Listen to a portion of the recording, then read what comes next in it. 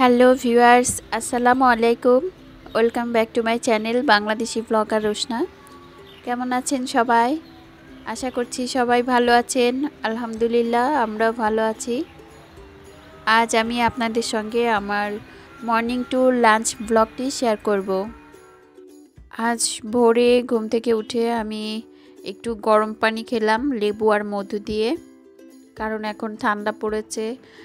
আর এমনিতেও তো মাঝে মাঝে সকালে খাই, রেগুলার খাওয়া উচিত, কিন্তু সব সময় খাওয়া হয় না। তো আজকে আমি একটু খাচ্ছি, গরম করে নিয়েছি পানি, এর মধ্যে লেবু আর মধু দিয়ে নিচ্ছি।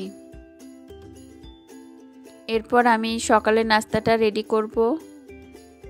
মেধা এখনও ঘুম থেকে ওঠেনি, আমি অনেক ভোরেই ঘুম থেকে উঠেছি, তো ও ঘুমাচ্ছে আর মেধার বাবাও ঘুমাচ্ছে। গরম পানি খেয়ে আমি চলে আসলাম কিচেনে সকালের নাস্তা রেডি করার জন্য। এখন আমি রুটিগুলো সেঁকে নেব। মেধা এরই মধ্যেই ঘুম থেকে উঠে গিয়েছে। বিছানায় আমার তসবিটা ছিল, ওটা ও গলায় নিয়ে উঠেছে ঘুম থেকে। ওটা পরেই ও ব্রাশ করবে, খুলবে না। তো ব্রাশ করা শেষ হলে এরপর মেধাকেও নাস্তা দেব, আমরাও নাস্তা করব। মেধার জন্য এখন ডিম পোচ করছি। ও নিজেই এসে বলে গিয়েছে কিচেনে যে আম্মু আমি আজ রুটি খাবো, এজন্য ওকে আমি রুটি দেব আজকে একটা, আর ডিম পোস্টটা দিচ্ছি, দেখি কতটুকু খায়, যা খায় খাবে আর কি। আর নাস্তাটা আগে রেডি করে দিয়ে তারপর আমি আমাদেরগুলো রেডি করছি। তো মেধার নাস্তা এখন রেডি, ও খাবে, মেধার বাবা খাইয়ে দেবে ওকে। এখন আমাদেরটা রেডি করছি। মেধাকে এখন ওর বাবা নাস্তা করিয়ে দিচ্ছে। ও রুটি আর ডিম পোচ খেতে চেয়েছে, দেখা যাক কতটুকু খায়। আর এর মধ্যে আমাদের নাস্তা রেডি হয়ে গিয়েছে। আমরা আজ নাস্তা করব রুটি, ডিম পোচ, আর গতকালকে তরকারি আছে, ওটা আমি জাল দিয়ে নিয়েছি, আর লাউয়ের তরকারি আছে, এগুলো দিয়েই আজকে নাস্তা করছি। আমাদের নাস্তা রেডি করে আমি আবার চলে আসলাম কিচেনে, কারণ মেধার এখনও খাওয়া হয়নি, ও ধীরে ধীরে খাচ্ছে, ওর বাবা খাওয়াচ্ছে। তো এই ফাঁকে আমি আমার দুপুরের খাবারের জন্য কিছু সবজি ফ্রিজ থেকে বের করে আমি ওগুলো রেডি করছি। দেখলাম যে মূলা কেমন শুকিয়ে যাচ্ছে, তাই মূলাগুলো কুচিয়ে নিলাম, কুচি করে। এরপর লাউ কুচি করে লাউগুলো বসিয়ে দেব। আর এরপর আমার লাউ কুচানো শেষ, আমি লাউ ভাজি করার জন্য চুলায় বসিয়ে দিয়েছি। আর লাউ ভাজিটা আমার অনেক পছন্দের। লাউ ভাজিটা আমি বসিয়ে দিয়ে এরপর আমার রুটিটা আমি ছেঁকে নিচ্ছি। এর আগে আমি মেধার আর মেধার বাবারটা ছেঁকে রেখে দিয়েছি। মেধার বাবার রুটি সবসময় আমি হটপটে রাখি, ওর বাবা হটপটে রুটি রাখলে ওইটা বেশ পছন্দ করে, কারণ ওর বাবা একটু নরম রুটি খেতে পছন্দ করে, তাই হটপটে রাখলে রুটি বেশ নরম হয়ে যায়, ওটাই খেতে পছন্দ করে। আর আমারটা আমি যখন তখন ছেঁকেই খাই, তাই আমি আমারটা খাওয়ার আগেই ছেঁকে নিই। তো আমার রুটি ছেঁকাও প্রায় শেষ, এরপর আমরা একসঙ্গে নাস্তা করব। তারপর আবার কিচেনে আসতে হবে, অন্যান্য কাজ শেষ করতে হবে।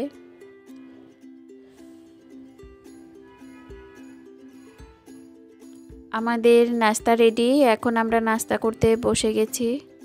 তো নাস্তার সঙ্গে একটা আপেলও খাচ্ছি, ডিম আপেল এগুলো সকালবেলায় খাচ্ছি। নাস্তা শেষ করে আমার বেডরুমে আসলাম, এসে দেখি আমার বেডশিটটা বেশ ময়লা হয়েছে, ওটা চেঞ্জ করার দরকার। এই জন্য আমি পরিষ্কার একটা বেডশিট এনে চেঞ্জ করে নিচ্ছি ওটা আগেরটা। আর এর মাঝে আমি মেধাকে একটু একটু করে সময় দেই, কারণ ও আমাকে যখন বিজি দেখে, কোনো কাজ করতে দেখে, তখন ওর ভালো লাগে না, ওর বারবার আমাকে ডাকে। তো আমিও ওকে বিভিন্নভাবে ঠান্ডা করে তারপর আমি আমার অন্য কাজগুলো করি। এমন কোনো একটা কাজ করতে আসার আগে ওর হাতে কোনো একটা খেলনা দিই, বা অন্য যে কোনোভাবে একটু বিজি রেখে ওই কাজটা করি, তারপর আবার ওর কাছে যাই। আর আমি কাজ করার সময় ও নিজেই চলে আসে আমার কাছে, মাঝে মাঝে একটু হেল্পও করতে চায়।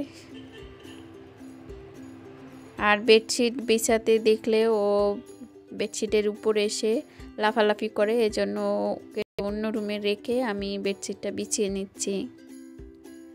তো বেডশিট বিছাতে গিয়ে দেখি আমার বালিশগুলো কেমন নরম হয়ে গিয়েছে, আর বাইরে বেশ রোদও আছে, তাই মনে হলো যে বালিশগুলো একটু রোদে দেওয়ার দরকার। তো একটু ছাদে যাব বালিশগুলো নিয়ে, মাঝে মাঝে আমি রোদে দিই, রোদে দিলে বালিশ বেশ ভালো থাকে। বালিশের কভারগুলো আমি অলরেডি খুলে নিয়েছি, কারণ কভার থাকলে ওটার কালার চলে যাবে রোদের তাপে, এজন্য আমি খুলে তারপর ছাদে নিয়ে যাচ্ছি।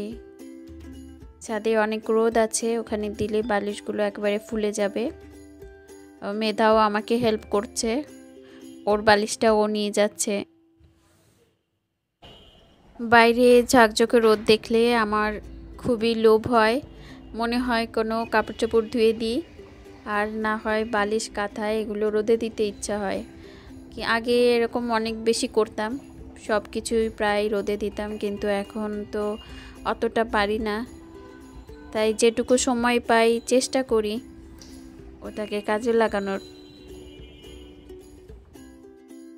এরপর আবার চলে আসলাম কিচেনে, ছাদ থেকে নেমে কিচেনে এসে এর আগে আমি মাছটা ভিজিয়ে রেখেছিলাম, আজ শোল মাছ ভুনা করছি, আর ভাজিগুলো আছে এগুলো দিয়ে আজকে খাবো।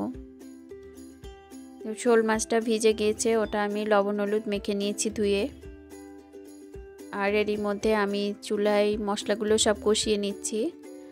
কষিয়ে নিয়ে তারপর একটু আলু দেব, কাঁচা টমেটো দেব, আর ধনেপাতা কুচি দেব নামানোর আগে।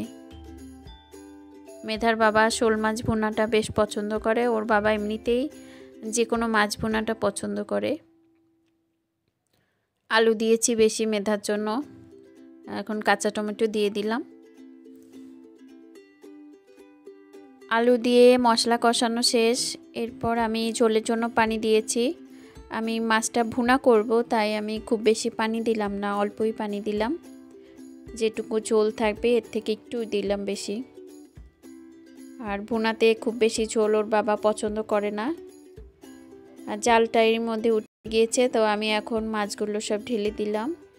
মাছ দিয়ে কিছুক্ষণ 2-1 মিনিট ঢেকে রাখবো, এরপর নামানোর আগে ধনেপাতা কুচি দিয়ে দেব। এখন ধনেপাতা কুচি দিয়ে দিচ্ছি। আমার মাছ ভুনা করা শেষ, এখন আমি মেধাকে একটু খাইয়ে নেব, কারণ অলরেডি লাঞ্চের সময়ও হয়ে গিয়েছে। আর খাওয়ানোর পর তারপর আমি ওকে গোসল করিয়ে নেব।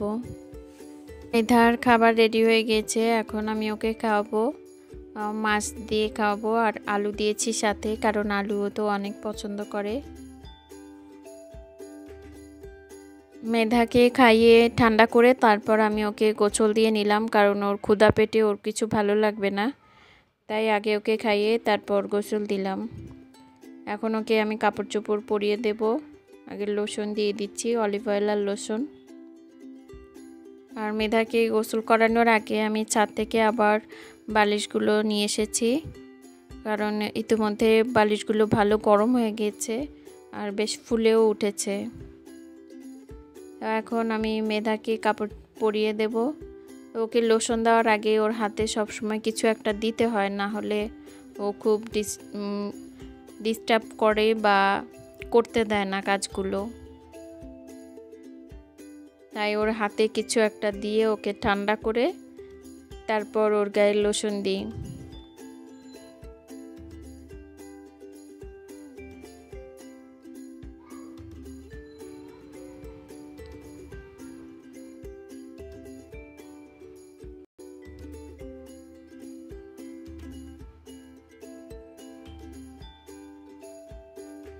আর মেধাকে রেডি করে দিয়ে তারপর আমি গোসল দিতে যাব, ওকে রেডি করে দিয়ে তারপর আমি যাব। আর এর মধ্যে হয়তো ওর বাবা চলেও আসতে পারে।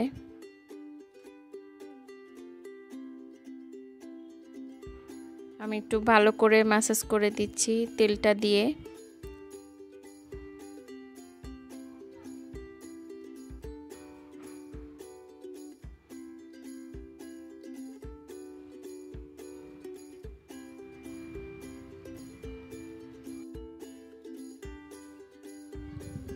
মেধাকে রেডি করিয়ে দিয়ে তারপর আমি চলে আসলাম আবার কিচেনে, কারণ কিচেনে আমার বেশ কিছু থালা বাসন জমেছিল যেগুলো ক্লিন করা হয়নি। আর গোসল করার আগেই তো আমাকে এগুলো সব ক্লিন করে তারপর যেতে হবে, তাই এগুলো পরিষ্কার করে রেখে এরপর আমি গোসল করতে যাব।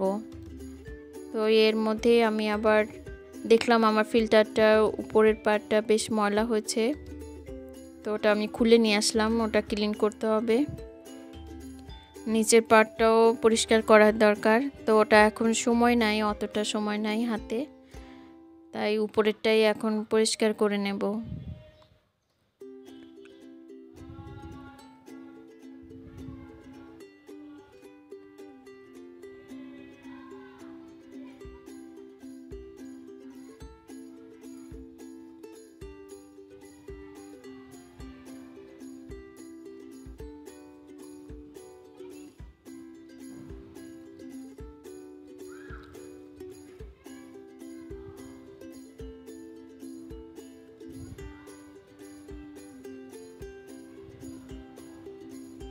ফিল্টারের উপরের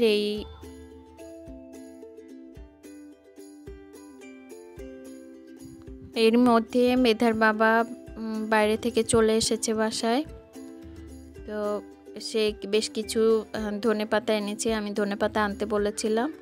তো আমি ধনেপাতাগুলো একটু সুন্দর করে গুছিয়ে তারপর ফ্রিজে রাখবো, কারণ ধনেপাতা রাখলে 2-1 দিন পরেই ধনেপাতাগুলো কেমন শুকিয়ে যায়, আর না হলে পচে যায়, নিচেগুলো পচে যায়।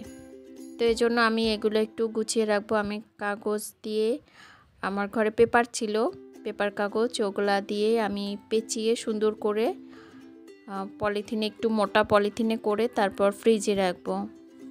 ধনেপাতাগুলো রাখার আগে আমি সবগুলোর গোড়াটা কেটে ফেলেছি, গোড়ার সাইডটা। এরপর আমি সুন্দর করে পেপার দিয়ে মুড়িয়ে তারপর পলিথিনে, একটু মোটা পলিথিনের ভিতর আমি রেখে দিচ্ছি।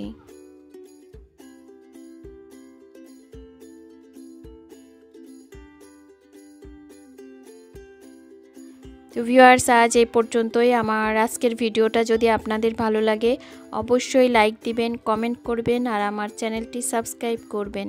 সবাইকে অসংখ্য ধন্যবাদ। আল্লাহ হাফেজ।